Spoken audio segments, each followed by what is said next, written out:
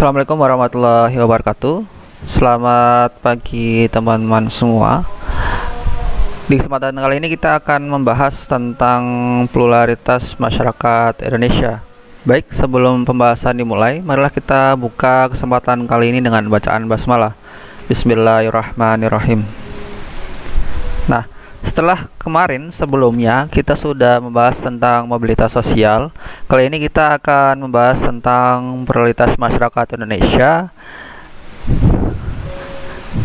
Nah, dalam pluralitas masyarakat Indonesia kurang lebih kita akan membahas tentang bagaimana keberagaman masyarakat Indonesia yang sudah sama-sama kita tahu Indonesia ini terdiri dari banyak suku bangsa, terdiri dari banyak bahasa, budaya, dan terdiri dari beberapa agama yang berbeda. Nah, di slide yang pertama ini saya mencoba untuk menampilkan sebuah foto. Ini ada foto Masjid Istiqlal dan Gereja Katedral di Jakarta, di mana dua bangunan ini saling berdampingan. Nah, dengan berdampingannya bangunan ini dijadikan sebuah simbol bahwa negara Indonesia adalah negara yang beragam, negara yang multikultural, negara yang mampu menjaga kestabilan negaranya terlepas banyaknya perbedaan di negara ini.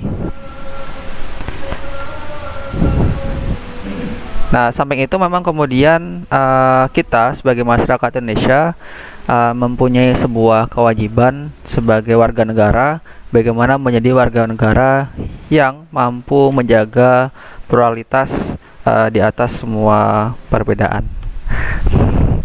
Nah, dalam pembahasan kali ini kita akan ada sekitar 7 pembahasan. Yang pertama adalah pengertian pluralitas, yang kedua adalah pengertian masyarakat multikultural, yang ketiga perbedaan agama, yang keempat perbedaan budaya, yang kelima perbedaan suku bangsa, yang keenam perbedaan pekerjaan, dan yang ketujuh mewujudkan masyarakat multikultural. Masuk ke pembahasan yang pertama, pengertian pluralitas. Kira-kira apa itu pluralitas? Pluralitas adalah keberagaman atau kemajemukan masyarakat di suatu wilayah. Di Indonesia, istilah pluralitas lebih kita kenal sebagai kebinekaan yang diambil dari kalimat Bhinneka Tunggal Ika yang mempunyai arti berbeda-beda tapi tetap satu. Nah, memang di awal tadi saya sudah menyebutkan begitu ya. Kita tinggal di Indonesia mempunyai banyak keberagaman, perbedaan. Ada agama, budaya, suku bangsa, kemudian ada pula nanti perbedaan pekerjaan yang bagaimana kemudian kita harus tetap menjaganya menjadi sebuah kesatuan yang utuh. Ya, kalau slogan yang sering kita dengar yang diambil oleh para pendiri bangsa Indonesia begitu, kalimat Bhinneka Tunggal Ika itu menjadi sebuah slogan sekaligus pengingat bagi kita bahwa Indonesia ini harus tetap kuat begitu ya, harus tetap satu terlepas dari banyaknya perbedaan, berbeda-beda tetap satu. Nah, selanjutnya apa itu multikultural? Selain istilah pluralitas, kita juga menemukan istilah lain yang berhubungan dengan keberagaman, yakni multikultural. Multikultural berasal dari kata multi yang berarti banyak, lebih dari dua, dan culture atau kultur berarti kebudayaan. Masyarakat multikultural adalah masyarakat yang memiliki lebih dari dua kebudayaan. Masyarakat multikultural tersusun atas berbagai budaya yang menjadi sumber nilai bagi terpeliharanya kestabilan kehidupan masyarakat pendukungnya. Keragaman budaya tersebut berfungsi untuk mempertahankan identitas dan integrasi sosial masyarakatnya. Nah, berbicara tentang multikultural, jelas begitu ya. Ada banyak kebudayaan, khususnya Indonesia. Misalkan lebih sempitnya kita sekarang tinggal di Pekalongan begitu ya. Pekalongan yang suku aslinya Jawa, kemudian ada pendatang dari wilayah lain yang berbeda suku bangsa, kemudian mewujudkan sebuah masyarakat multikultural karena beragamnya budaya di Pekalongan. Dan memang kita harus tetap berdampingan begitu ya, sehingga kemudian tetap identitasnya itu tetap ada, kemudian integrasi sosialnya tetap terwujud begitu, tetap terjaga kestabilan masyarakat. Nah, selanjutnya pembahasan tentang perbedaan agama. Agama yang diakui pemerintah Republik Indonesia ada 6. Ada Islam, Protestan, Katolik, Hindu, Buddha, dan Konghucu. Nah, kira-kira apa yang menyebabkan perbedaan atau apa yang menjadi perbedaan antara keenam agama ini? Yang pertama adalah tata cara ibadahnya. Tempat ibadahnya, hari keagamaan, cara berpakaian, dan lain sebagainya jelas beda begitu ya. Islam punya tataran sendiri, ibadahnya ada sholat, puasa, zakat, haji bila mampu. Tempat ibadahnya umat Islam ya masjid atau musola. Kemudian hari raya keagamaannya ada sendiri, ada Idul Fitri, Idul Adha. Kemudian cara berpakaiannya jelas gitu ya, harus menutup aurat kalau laki-laki dari atas pusar sampai ke bawah lutut. Kemudian kalau perempuan seluruh anggota badan kecuali wajah dan telapak tangan. Itu dalam Islam misalkan.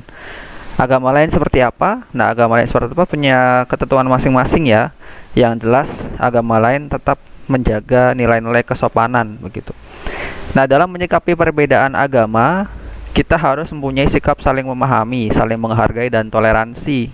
Toleransi dalam beragama bukan berarti kita mempercampurkan ajaran agama, tetapi saling menghormati dan membantu menciptakan keamanan dan kenyamanan umat beragama lain dalam beribadah. Jadi karena setiap agama begitu ya sudah mempunyai tuntunan masing-masing. Islam sudah mempunyai Al-Quran dan hadis begitu. Artinya agama lain pun punya kitab sucinya, punya pedoman masing-masing. Misalkan mungkin di Kristen ada Injil begitu ya. Kemudian di Hindu, Buddha ada kitabnya masing-masing. Konghucu pun dengan sama, pun dengan tempat ibadahnya. Orang-orang Protestan Katolik ada gereja. Kemudian Hindu ada tempat ibadahnya sendiri ya begitu ya. Buddha ada wihara begitu ya, Hindu atau Buddha begitu ya, saya agak lupa. Kemudian ada Konghucu, ada kelenteng begitu. Nah, akhirnya punya tempat ibadah masing-masing. Nah, berbicara tentang toleransi, misalnya ketika merayakan hari raya agama begitu ya. Islam, misalkan tadi ada di awal ada gambar Masjid Istiqlal dan Gereja Katedral. Nah, dalam kesehariannya, khususnya dalam pelaksanaan hari-hari besar, khususnya umat Islam, itu di sana ketika orang-orang Muslim atau umat Islam akan melaksanakan sholat Id. Nah, di pelataran parkir di Gereja Katedral itu bisa menjadi tempat parkir mobil bagi umat Muslim yang ingin sholat di Masjid Istiqlal. Nah, begitu pula sebaliknya ketika ada kegiatan ibadahnya orang Kristen di Gereja Katedral, ya mereka orang-orang pengurus Masjid Istiqlal pun mempersilahkan bagi jamaah Kristen yang ingin memarkirkan kendaraannya di halaman Istiqlal, dipersilahkan. Nah, itu salah satu contoh toleransi ya, saling menghormati, mempersilahkan ada ibadah begitu ya, tidak saling mencegah, tidak saling menghambat begitu, supaya kemudian tetap terjaganya keamanan dan kenyamanan sesama umat beragama. Nah, selanjutnya adalah perbedaan budaya.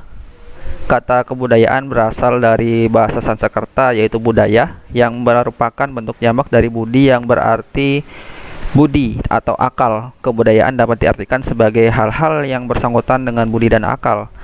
Menurut Koncaraningrat, kebudayaan adalah keseluruhan sistem gagasan, tindakan, dan hasil karya manusia dalam rangka kehidupan masyarakat yang dijadikan milik diri manusia dengan belajar. Menurut Selo Sumarjan dan Sulaiman Sumardi, kebudayaan adalah semua hasil cipta rasa karya masyarakat.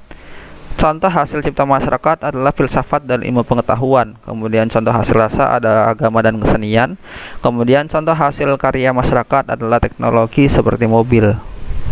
Nah, contoh hasil cipta masyarakat, filsafat dan ilmu pengetahuan begitu ya, artinya berhubungan dengan akal. Kemudian hasil rasa.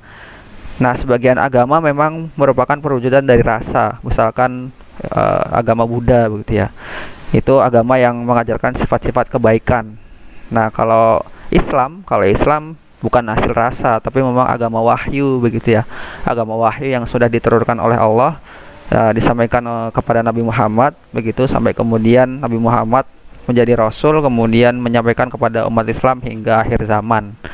Nah, itu beda kalau Islam. Kalau agama lain sudah tercampur dengan hasil pemikiran atau hasil perasaan manusia, sehingga ada beberapa norma yang kemudian ya sama seperti keinginan manusia begitu. Ada hal-hal yang tadinya dilarang menjadi diperbolehkan.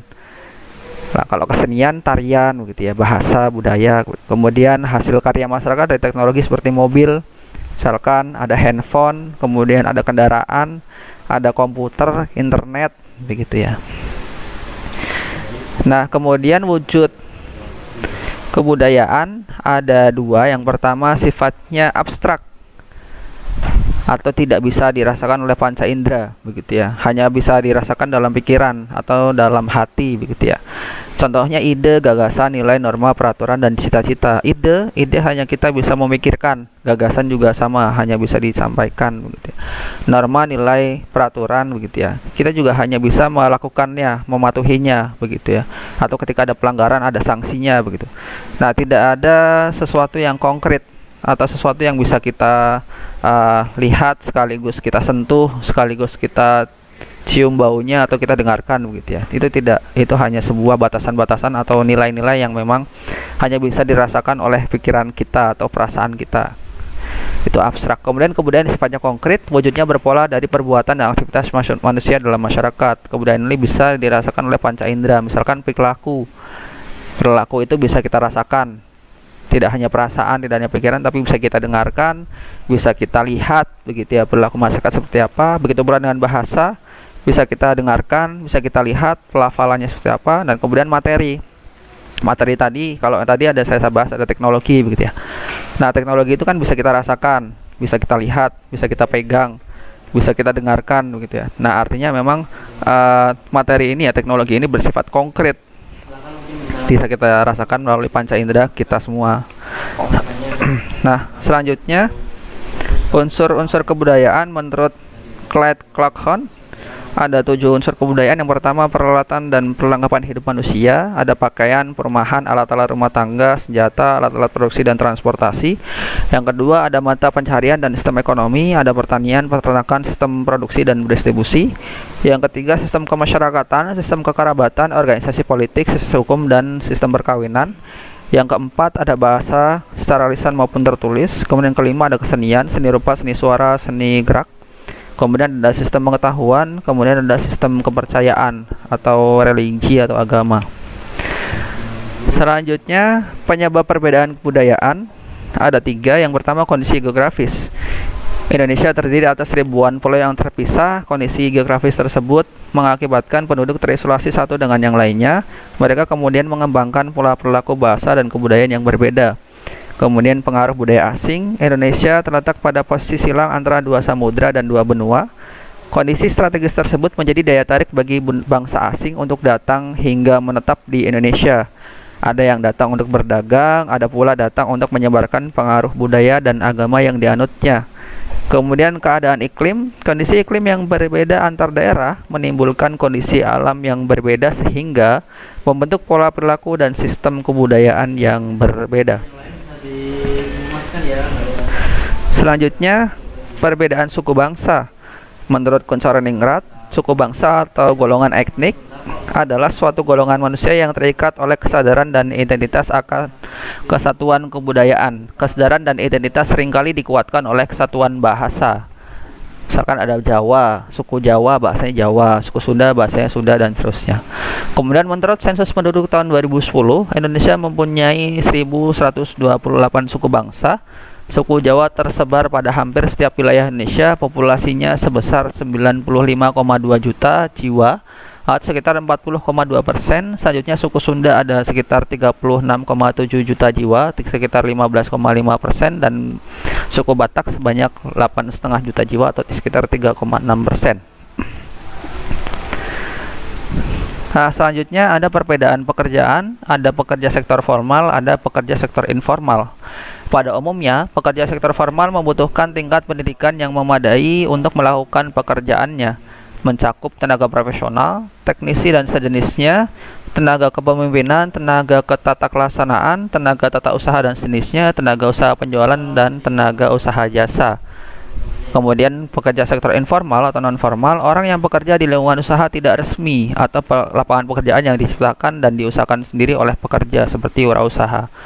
Nah, secara simpelnya, Pekerja sektor formal itu biasanya identik dengan lembaga atau tempat tertentu, misalkan lembaga pendidikan, sekolah, kemudian misalkan ada lembaga kesehatan, ada rumah sakit, lembaga bantuan hukum misalkan, atau lembaga pengadilan gitu ya. Itu ada lembaga khusus sektor formal. Nah, bedanya dengan informal, informal ini pekerjaannya diusahakan sendiri. Misalkan ada yang sistemnya gerobak, ada yang sistemnya toko, dan memang biasanya sektor informal lebih fleksibel daripada sektor formal.